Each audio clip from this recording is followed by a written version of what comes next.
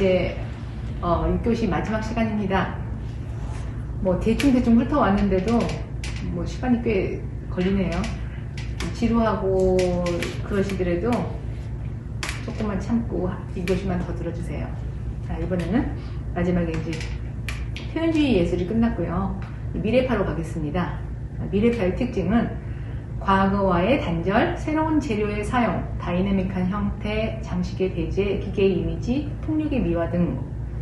이게 말 그대로 미래파 그러면 그 당시에 생각할 수 있었던 그런 이제 다가올 미래에 대한 그런 것에 대한 그 그림을 그렸다는 거죠. 그래서 미래파는 20세기 초 이탈리아 시인 피니포 마리네티에 의해 제창된 예술운동으로 기존의 낡은 예술을 모두 부정하고 기계와 속도 등 근대 문명에 어울리는 새로운 다이내믹한 미를 창조할 것을 주장했다 그랬어요.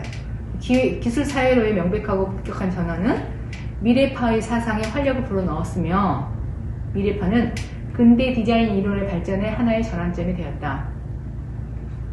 자, 미래파의 공적은 기계가 지닌 차가운 역동적인 아름다움을 조형 예술의 주제로 높였다는 것과 스피드감이나 운동을 표현하기 위하여 회화에 시간의 요소들을 도입하려고 시도한 데 있으며 뛰어난 조형 작품을 남기지는 않았으나 현대 예술의 소재에 대하여 새로운 문제 제기를 한 의의가 크다고 할 수 있다. 어떤 게 성공하고 뭐 성공하지 않고 누가 그런 팔을 좋아하고 좋아하지 않건 간에 어떤 기존에 했었던 것에 대해서 문제 제기를 하고 또 다른 거를 실험해보는 그런 것에 있어서 이제 그런 게 나중에는 그런 걸로 인해서 그 다음 사람들이 또 많은 영향을 받게 되는 거잖아요. 그래서 이 사람들이 뭔가 크게 뭘 기여했다고는 하지만 현대 예술의 그런 소재, 어떤 게 어디서부터 옛날에는 이렇게 정해져 있었다면 그걸 넘어서서 요즘에는 거의 무한대라고 할 수 있죠. 자기가 그냥 원하면은 다 그게 소재가 될 수 있는. 그래서 그런 데의 의미가 크다고 볼 수 있겠습니다. 자, 미래파의 그림인데요. 움베르토 부치니오의 도시가 일어나다 보면 그 사람들이 엄청 역동적이죠. 뭐 회오리바람 같은 데 쓸려서 막 이렇게 돌아가는 것처럼 그러니까 미래의 그런 역동성을 표현하는 거예요. 그리고 자코모 발라 작품에서도 보면 자코모 발라는 대부분 그림이 저런 류의 그림을 그리기 시작한 이유로는 거의 다 저렇게 생겼는데 뭔가 보면 뭐 프로펠러 같은 게 돌아가는 거, 뭐 자동차 바퀴, 자전거 바퀴 뭐 이런 게 이렇게 돌아가는 느낌? 뭐 그러니까 저기 지금 경주 자동차 추상적 속도인데 그런 그 스피드한 그런 거를 그 화면에다 담아보기 위해서 이렇게 그 사선을 많이 썼죠. 사선을 쓰면서 그 스피디한 그런 거를 나타내는 그런 작가예요. 그래서 자코모 발라 작품은 저런 비슷비슷한 류의 그런 작품들이 굉장히 많아요. 다다이즘입니다. 다다이즘의 특징은 오랫동안 명성을 유지하고 있는 기존 미술을 조롱하기 위하여 다양한 방법, 즉 콜라주, 프로타주, 파피에 콜레, 데페이즈망, 자동 기술법 등을 사용했다고 하는데요. 콜라주는 대부분 아시죠? 뭐 이렇게 갖다가 붙이는 거, 뭐 종이도 찢어 붙이고, 실도 갖다가 붙이고, 단추도 붙이고. 프로타주는 뭐 동전 같은 거 이렇게 하는 거, 그런 거. 파피에 콜레는 사람 얼굴에다가 뭐 비둘기 같은 거 똥 갖다가 말도 안 되는 그 장소에다가 뭐 아무거나 갖다 놓은 거, 그런 거. 아니든 파피에 콜레는 저거죠. 저것도 그 콜라주의 일종이고, 더페이스망이 그거죠. 뭐 장소에 맞지 않은 걸 갖다 놓은 뭐 그런 것들인데, 다다이즘은 제1차 세계대전 중에 스위스 쥐리히에서 스위스의 망명한 그런 작가들이 일으킨 반이성, 반도덕, 반예술, 반문명, 반전통적인 예술 운동인데, 이게 기존의 모든 가치나 질서를 부정하고 야유했대요. 근데 이 다다이즘이라는 게 도대체 왜 다다이즘이 뭐야? 다다이즘이라는 이름이, 다다라는 게 프랑스 말로 애들이 갖고 노는 목마, 그걸 다다라고 한대요. 근데 우연히 저 작가 중에 누군가 갖고 온 책이 있어서 책을 펼쳤는데, 그 책 안에 책갈피가 가리키고 있는 글씨가 다다라는 글씨여가지고 야 이거 우리한테 딱 맞는 단어다 해가지고 이걸 다다이즘이라고 자기네 우리들이 지금까지 이제 하는 거를 다다이즘이라고 하자 해서 다다이즘이 됐답니다. 원래 이름이 무슨 뭐 거창한 게 없어요. 거창하게 이렇게 만들어진 것보다 정말 말도 안 되는 데서 이렇게 오는 것들이 많이 있는데 이 다다이즘이 좀 어이없죠. 책을 폈는데 그 단어가 눈에 띄어서 뭐 다만 그래서 이제 다다이즘이 된 건데 이 다다이즘은 서구의 문학과 각종 예술성에 있던 무정부주의적인 반항심의 형태를 보이는데 이는 전통적인 문명이 제1차 세계대전이라는 비극을 만들었다는 것에 대한 분노와 강한 비판의식이 발로였다고 합니다. 전쟁의 사륙과 파괴에 대한 증오와 냉소를 기본 정신으로 하여 모든 문화적 가치, 전통적 가치, 이성에 대한 신뢰를 부정하며 예술 형식의 파괴와 부정을 주장하는 다다이스트들은 기성의 모든 사회적 속박으로부터 해방되어 개인의 원초적인 욕구에 충실하려고 한다 그랬어요. 다다이즘을 하는 사람들이 다다이스트죠. 나르시즘에 빠진 사람이 나르시스트고. 자, 여기 보면요. 앙리 로베르 마르시 디상, 아까 봤었던 그 디샹이 이 디샹인데요. 프랑스 다다이즘의 대표 화가이고 초기 입체파 아까 얘기했었던 그 디샹인데 이 사람이 지금 저 모나리자에다가 저렇게 발칙한 짓을 했어요. 모나리자가 수염을 달았어요. 그래서 제목을 아래다가 L.H.O.O.Q. 이렇게 찍어놨어요. 지금 저기 프랑스 국립미술관 연합이라는 데 있는데 저것의 뜻이 뭐냐면 LHOQ라고 저거 써있는 게 불어식으로 뭐 발음을 하면 그녀의 뜨거운 엉덩이 뭐 그런 류의 뭐라고 합니다. 그리고 이제 셈이라고 하는데 저거는 남자들 변기죠. 남자들 변기를 세워놓은 게 아니고 눕혀놨어요. 그 벽에 붙여야 될 부분을 땅에 내려놓은 거죠. 지금 이걸 보면 이 사람은 뭔 작품을 한 게 없어요. 그러니까 뭘 그리거나 만든 게 없어요. 저건 남의 작품이죠. 모나리자도 모나리자에 수염 하나 붙였죠. 그리고 저 변기에도 저 글씨 하나 써놨어요. 그래서 이게 무슨 작품이냐 하고서 또 엄청 비판을 받죠. 네, 다다이즘에 보면은 지금 이것도 어떤 작품을 보면은 거실이 있는데 거실에 큰 빛이 이렇게 있어요. 거실에 그 빛이 어울리지 않는데 지금 이런 게 리스닝 룸이라고 돼 있는데 르네 마르리트의 작품 리스닝 룸인데 리스닝 룸이면 뭐 청각실?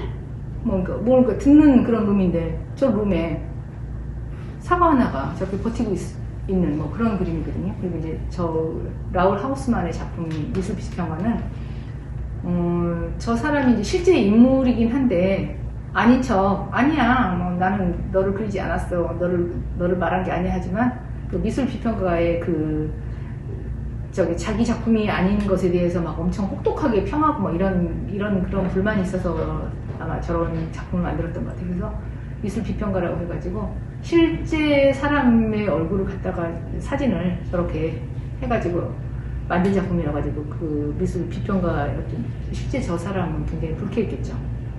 근데 자기는 아니라고. 추상표현주의. 추상표현주의의 특징은 근본적으로 추상적이고 개인의 감정 표현을 강조하며 매우 자유로운 기법이라고 되는 기법과 제작 방법, 특히 물감이 가진 각양각색의 물리적 특성을 활용하여 표현적인 특징들, 그러니까 감각성이나 역동성이나 대담함이나 신비함, 서정성 등을 표현한 것이다. 대형의 화면으로 마음을 사로잡는 시각적 효과를 노리는 것도 특징인데 1940년대하고 50년대 미국의 화단을 지배했던 영향력 있던 회화 양식이고요.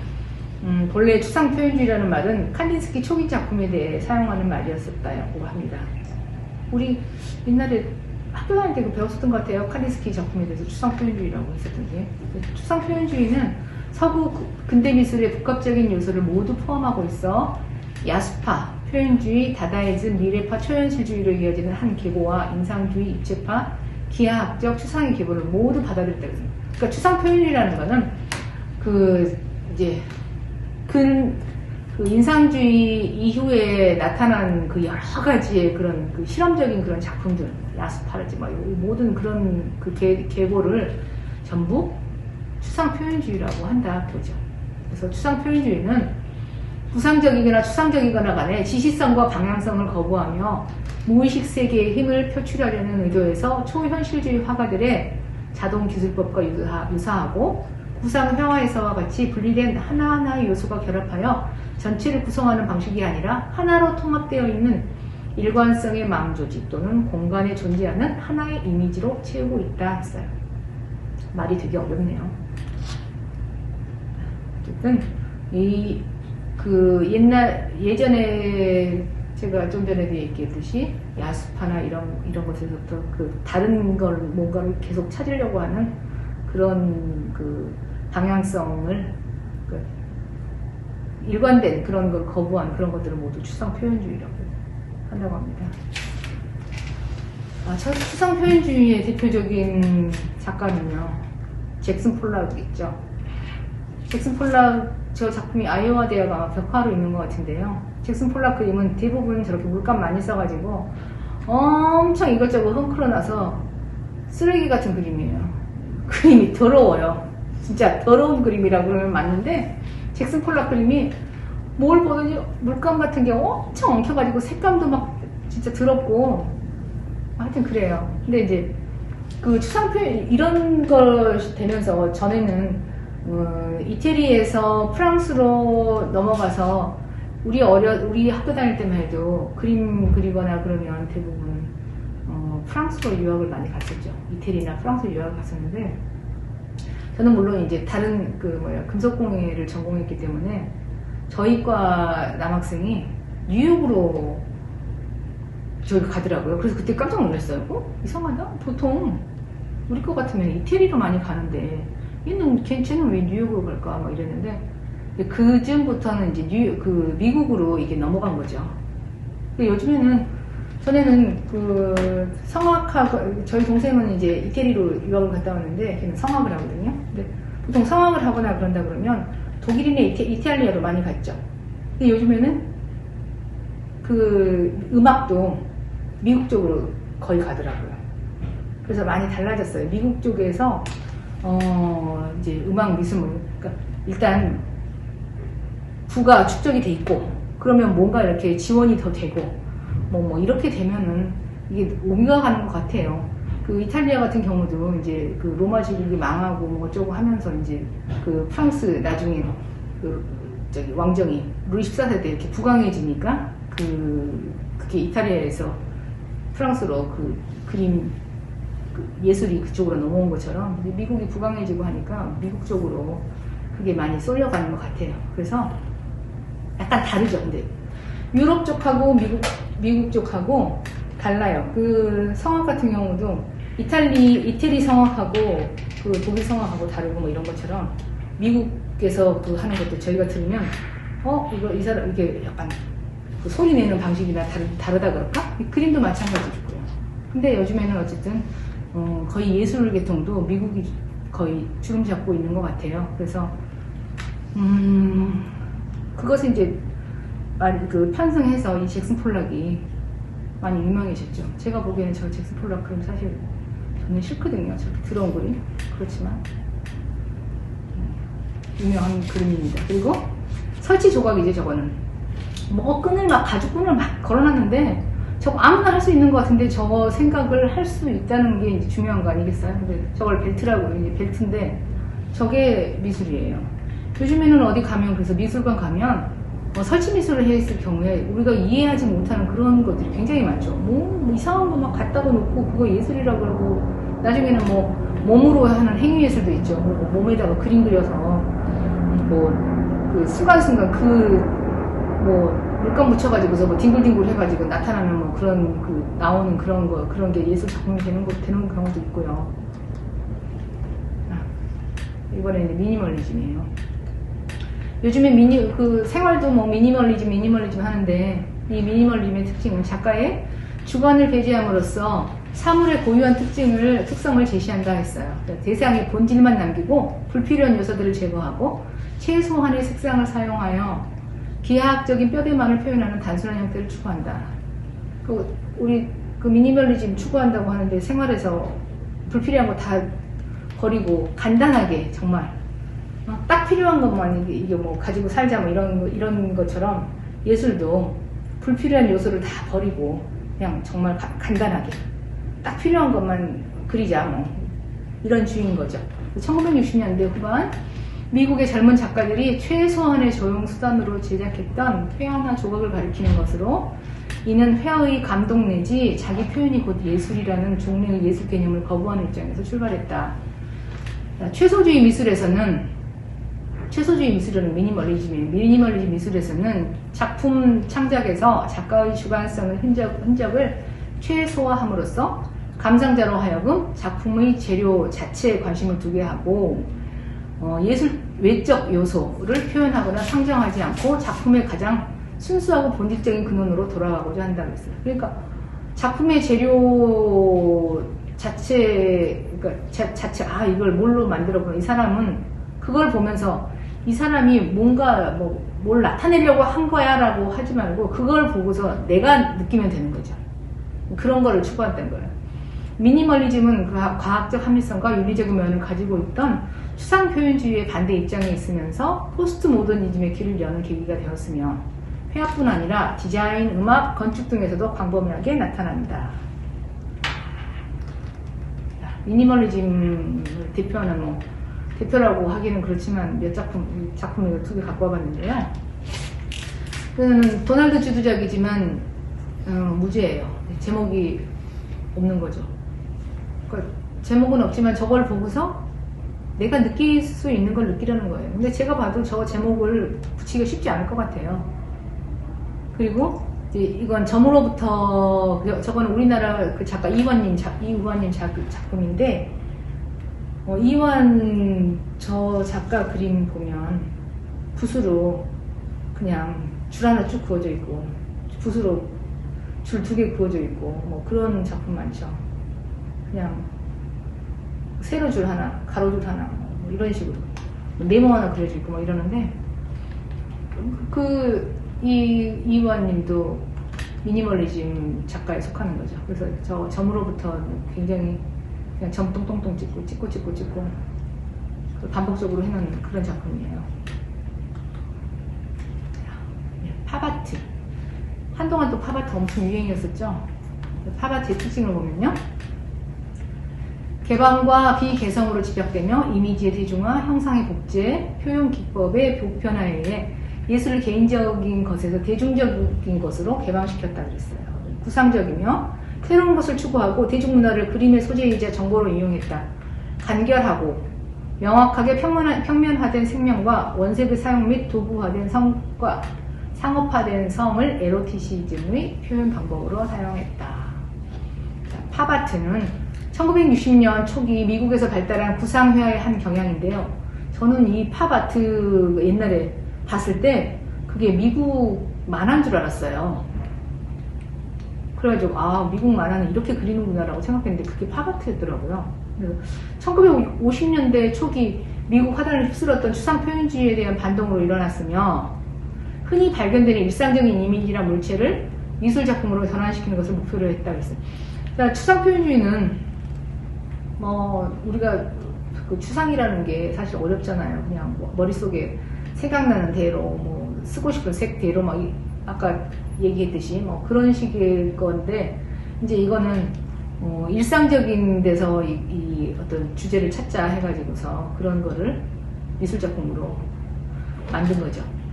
팝아트 작가들은 일상의 이미지를 인용하는 데 그치지 않고 그것을 기호나 기호 체계로 사용하여 광고, 상표, 만화, 영화 등의 대중적 이미지를 작품 속에 도입함으로써 기초 체계와 자신들의 테마를 겹쳐서 표현했다 했어요.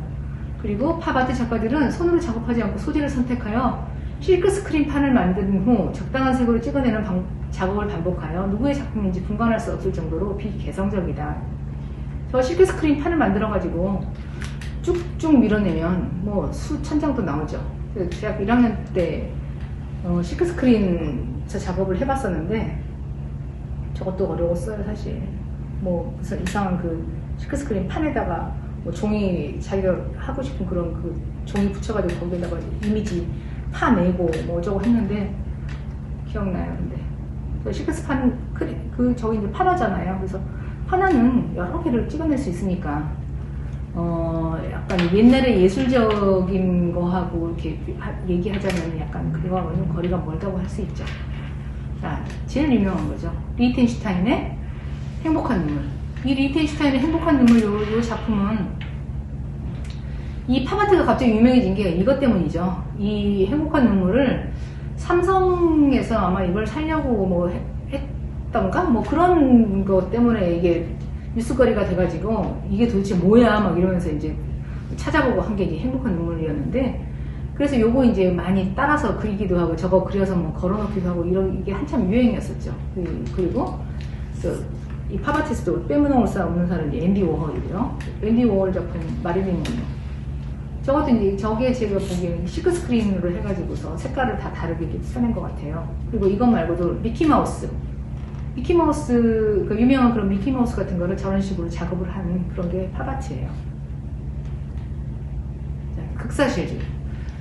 이 여태까지는 막 그냥 뭐 내가 예전에는 뭐 열심히 뭐 궁정화가해서 뭐 그 왕의 얼굴이나 무슨 왕의 그런 지위를 나타낼 수 있는 그런 것들을 아주 묘사력이 좋게 그려냈다 하면 나중에는 점점 이제 그런 것보다는 화가의 개인적인 어떤 성향을 막 이렇게 나타내는 게 이제 그 주로 이렇게 됐는데 어느 순간에 이제 그렇게 하다 보니까 이제 극사실주의가 다시 생겨난 거죠. 극사실주의라는 건 아주 정말 극하게 사실주의라는 얘기인데 그 극사실주의의 특징은 사진과 같은 완벽한 묘사력, 작가의 주관을 지향하고 그 작가는 내 느낌이나 그런 걸 집어넣는 게 아니고요. 그냥 사물이나 인물이나 풍경 이런 걸 대상으로 사진하고 똑같이 실제적이고 사실적인 화면을 특징으로 한다고 합니다. 극사실주의는 1960년대 후반 미국에서 일어난 미술 경향인데 현실에 실체하는 것 혹은 그것을 촬영한 고화질 사진 같은 거를 회화나 조각으로 완벽하게 표현하는 것을 추구한다고 했어요. 극사실주의는 정신적 가치 혹은 미적 관조의 태도를 중시했던 추상표현주의에 반하여 대중성을 중시하면서도 일상적 생활 등 눈앞에 있는 현실적인 이미지의 세계를 반영하여 주관을 배제하고 중립적 입장에서 사진과 같이 극명한 화면을 구성하는 것으로 주로 의미 없는 장소, 친구, 가족 등을 대상으로 한다. 극사실주의는 사진을 확대하여 캔버스에 옮기거나 슬라이드를 투사하는 기법을 이용하기도 하였으며 에어브러쉬를 사용하거나 감광 유제를 발라 캔버스 표면에 붓자국이 드러나지 않고 마치 사진과 같은 매끄러운 질감을 유지하는 등 인간의 육안으로 묘사가 불가능한 특징들을 사진이나 현미경, 영상 기법 등 기계적인 장치의 도움으로도 사물이 가지고 있는 실체에 접근하려고 한다. 이게 이제 작품을 보시면요. 제가 이게 갖고 온 게 둘 다 이상하게 흑백인데, 제가 이건 이게 그 물 흘러내리는 게 너무 이게 대단해서 제가 이거는 했고, 그 여인의 얼굴을 그 색칠해가지고 사는 진짜 이 땅구멍 하나하나, 나이가 좀 들었기 때문에 이게 땅구멍이 이렇게 좀 커져 있어가지고, 그런 것까지 정말 너무 정교하게 그려진 그림이 있거든요. 이게 이제 디에고 파치오작인데, 누가 봐도 사진이죠. 그리고 폴 카덴작 이것도 누가 사진을 두 사람이 이게 담배 피우고 있는데 사진을 찍어 놓은 것 같아요. 근데 자세히 보면 뒤에 그 차 부분에서 어딘가 그림 느낌이 나더라고요. 근데 정말 보면 사진인지 그림인지 구분을 못할 정도로 극사실적이에요. 자, 포스트 모더니즘 많이 들어봤죠? 포스트 모더니즘의 특징은 일률적인 것을 거부하고 다양성을 강조하였으며 기존의 예술과는 매우 다르게 개성이 넘치고 자율적이다. 포스트 모더니즘은 20세기에 걸쳐 서구의 문화와 예술을 지배해온 모더니즘에 대한 반동으로 1960년대 중반부터 나타나기 시작했다. 자, 모더니즘은 고급 문화와 저급 문화의 엄격한 구분, 예술의 각 장르 간의 폐쇄성, 이런 게 이제 모더니즘인데요. 요런 것에 대한 이제 반동으로 포스트 모더니즘이 나타난 거죠. 포스트 모더니즘은 근대주의로부터 벗어난 서양의 사회, 문화, 예술의 총체적 운동으로 제2차 세계대전, 여성운동, 학생운동, 흑인 민권운동 등의 영향을 받았다. 그래서 포스트 모더니즘의 저기 대표적인 인물도 있잖아요. 누구죠? 생각이 안 나요. 수염 달고. 생각 안 나. 포스트 모더니즘은 탈중심적 다원적 사고, 탈이성적 사고를 바탕으로 소통이 불가능한 정치, 문화, 전문화의 영역을 깨뜨리고 삶과 문화의 경계를 무너뜨리기 위하여 예술의 정치와 이데올로기를 끌어들여 비판적으로 다뤘다. 포스트 모더니즘은 작품의 유기적 통일성이나 일관성보다는 편리성이나 임의성 또는 유의성을 예술적 원리로 받아들이며 그동안 주변적인 위치에서 억압되거나 무시되어 온 것들이 새로운 의미와 가치를 인정받으면서 부상되기 시작했다. 포스트 모더니즘의 작품으로 이제 사무엘 백의 저는 저걸 잘 못 읽어서 그냥 썼는데 사우틴의 스트릿인가요? 어떤 거리를 그린 거예요. 근데 그냥 꼭 고급스럽거나 그런 거 아닌 그냥 아주 그냥 평범한 그런 것들을 이렇게 자기가 그리고 싶은 대로 뭔가 그 뒤쪽은 유령의 도시 같은 그런 느낌. 그리고 이제 우리가 아까 한국 작가 작품 하나 넣었고요. 여기에서도 또 한국 작가 백남준 작품이죠. 포스트 모더니즘 하면 백남준 많이 생각나죠. 비디오 아트. 그래서 이거는 다다익선이라고 그 과천 국립현대미술관에 있는데 다다익선 저게 이제 그 TV를 여러 개 연결해가지고서 그 안에서 계속 어떤 그 영상들이 막 왔다 갔다 하잖아요. 근데 저는 저걸 보면서 항상 그 걱정스러운 게 뭐냐면 그 이제 시대가 변하면 저 TV가 쓰이지도 않아서 누가 생산해내지도 않은데 고장이 나거나 그랬을 경우에 저건 이 부품을 어떻게 해야 하나 이런 생각들이 제가 항상 드는데 제가 저희 애가 어렸을 때 그 플로피 디스크가 있어서 거기에다가 제가 날마다 애기 일기를 써놓은 게 있어요. 유아 일기를. 근데 어느 순간 가니까 그 플로피 디스크를 안 쓰고 그 CD를 또 쓰는 거예요. 그래서 남편이 또 일요일마다 되면 좋은 영화를 엄청 거기에다 우리 영화 본다고 막 많이 받아놨는데 어느 날 보니까 그것도 또 필요가 없어지고 요즘은 다 USB를 쓰더라고요. 그런 것처럼 이 기계라는 게 계속 변해 가는데 지금 나중에는 지금 이미 저 TV 안에 쓰는 저런 제품들의 그 안에 있는 그것들이 단종됐을 거라고요. 나중에 고장났을 때 저걸 어떻게 하나 하는 걱정이 항상 들어요. 자, 제가 이제 거기까지 이제 끝났고요. 백남준 작품까지 끝냈고요. 제가 하다가 보니까 조금 빠뜨린 것도 있고 또 빠뜨린 것 중에 조금 소개하고 싶은 그런 그 화가가 있어서 제가 여기를 갖고 왔는데요. 클린트 유명하죠. 클린트 그림이 되게 예쁜데 이걸 빠뜨렸구나 싶어가지고 제가 클린트 그림을 여기다가 좀 몇 점 집어넣었습니다. 클린트 작품을 감상해보세요.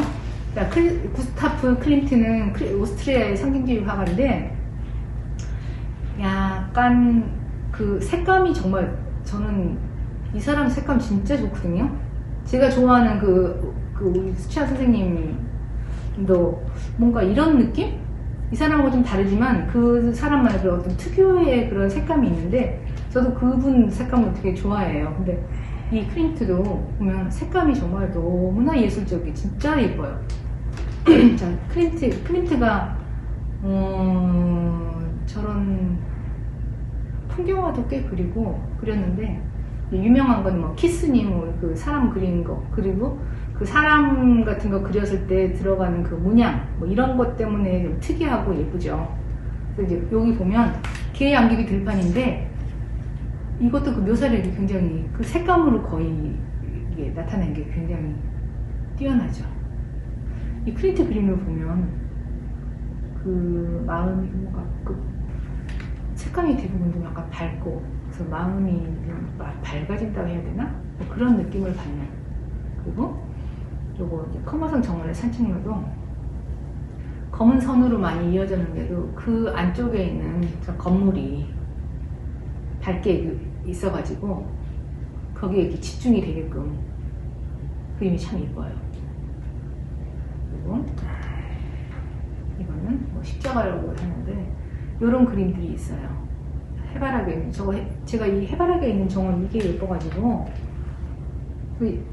우리가 예전에는 보통 그 한 가지 주제를 보통 하잖아요. 그러니까 오늘은 해바라기 그리자 그래서 해바라기를 막 여러 손을 그리던가 뭐 저기 뭐 장미꽃을 그리는 뭐 장미 꽃다발 뭐 이렇게 그리던가 뭐 이런 식으로 뭐 맨드라미를 그리거나 이렇게 하는데 보면 여기 굉장히 다양하게 많이 이걸 했더라고요. 근데 그 또 우리나라의 그 수채화에서 제가 수채화의 약간 그 지금 우리가 그리는 그런 수채화의 그 영역을 개척하신 그 정우범 선생님이라고 있는데 그 정우범 선생님 작품도 작년에 제가 인사동에서 그 전시해 보니까 저렇게 그 꽃밭이 사실 뭐 한 가지로만 딱 이루어져 있지 않잖아요. 그렇게 여러 가지 꽃들이 막 섞여 있고 잡풀도 섞여 있고 뭐 너나 나나 뭐 여기 어떤 군락을 이루기는 하지만 그 사이에 뭐 다른 꽃들이 막 이렇게 그 섞여져 있는 그런 것들이 있는데 그런 것들을 그 정우 선생님이 막 그려놓으신 거 보고 와 나도 저렇게 꽃밭을 좀 다양하게 그려봐야 되겠구나 라고 생각했는데 이 클린트 그림 보면 그런 느낌이 나요.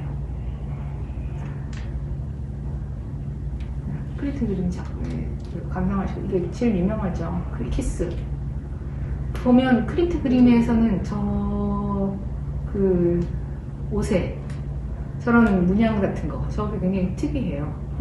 에곤 실레하고 클린트 그림하고 보면 이게 비슷한 데가 좀 있는데 나중에 에곤 실레는 이제 클린트의 품을 벗어나려고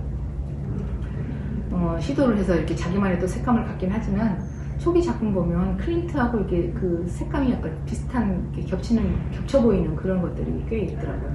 이제 여기는 사과나무예요. 조금 전에 얘기했었던 게 에곤 실레 작품인데 클린트하고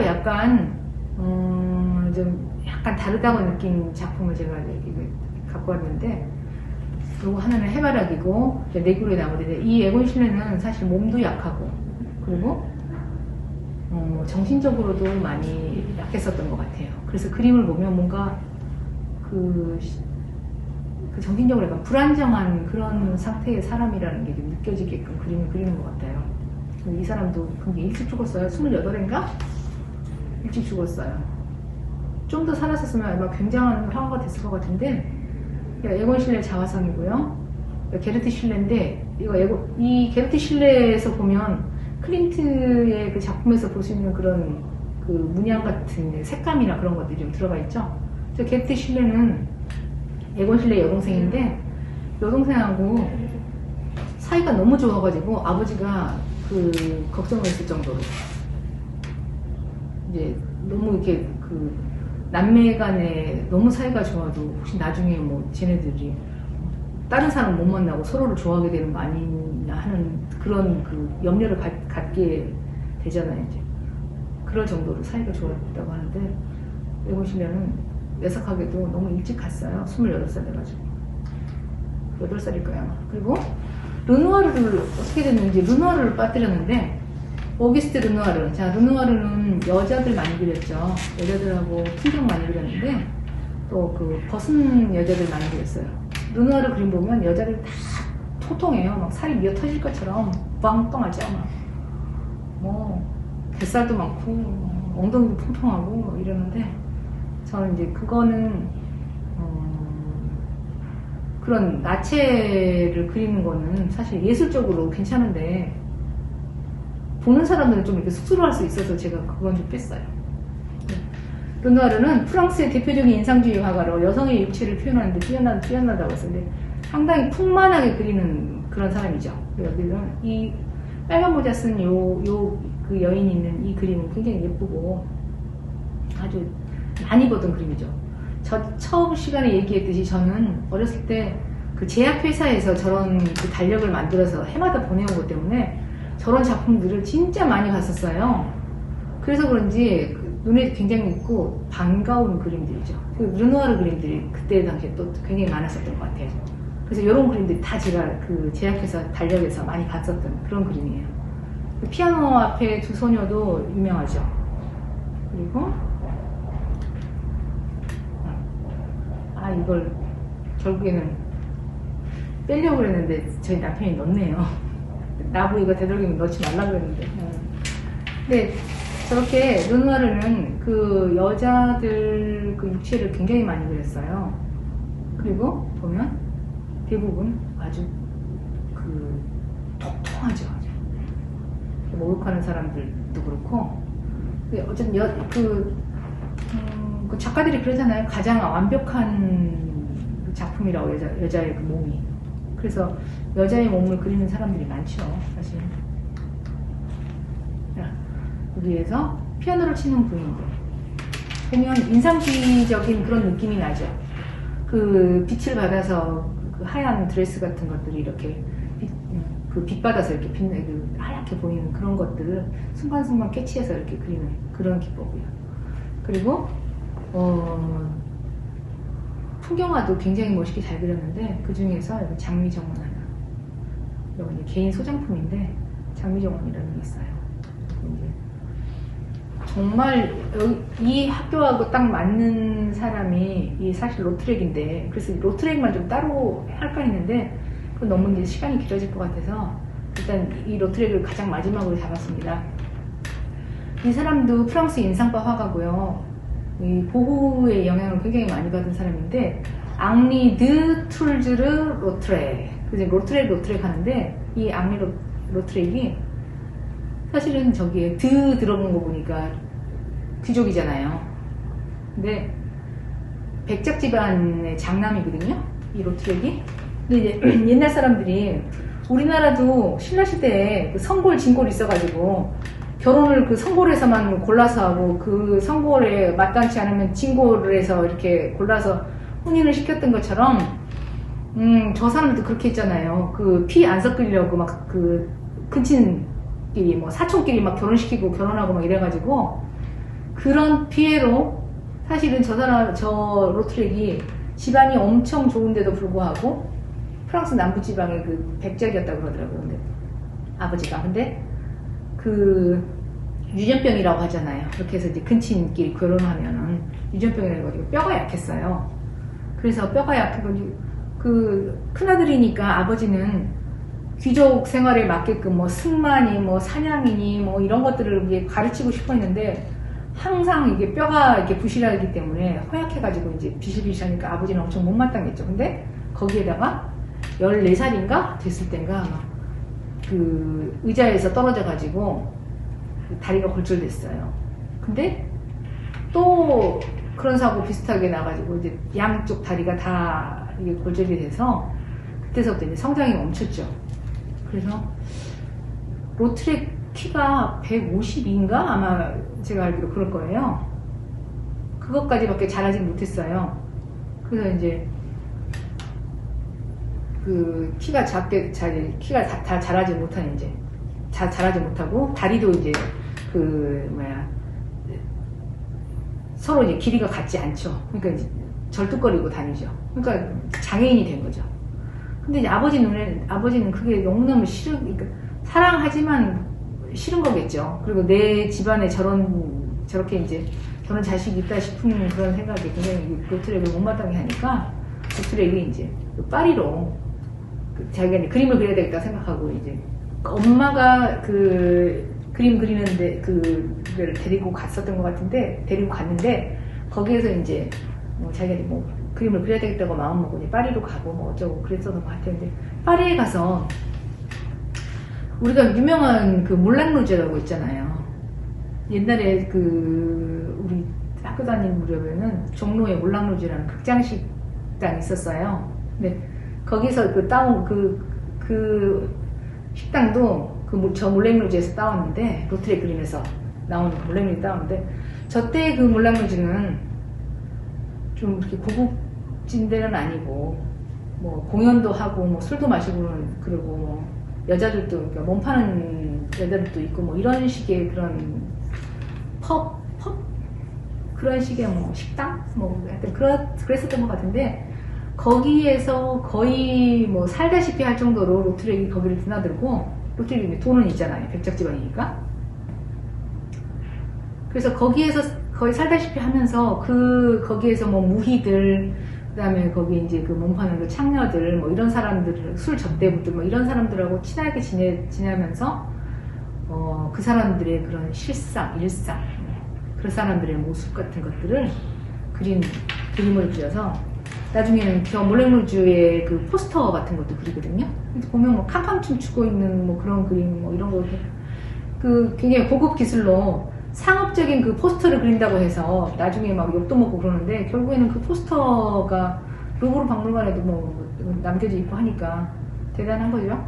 그래서 이때 보면 이제 몰랭루주에서 있었던 어떤 그런 것들을 많이 그린 작가예요. 근데 이 로트렉이 고흐를 굉장히 좋아했고 고흐하고도 아마 어떤 예술적인 그런 그 성향이나 이런 생각들이 많이 비슷했었던 것 같은데 둘이서 맨날 엄청 독한 술을 마셨대요. 근데 그래서 고흐가 로트렉이 그린 고흐 그림도 있거든요.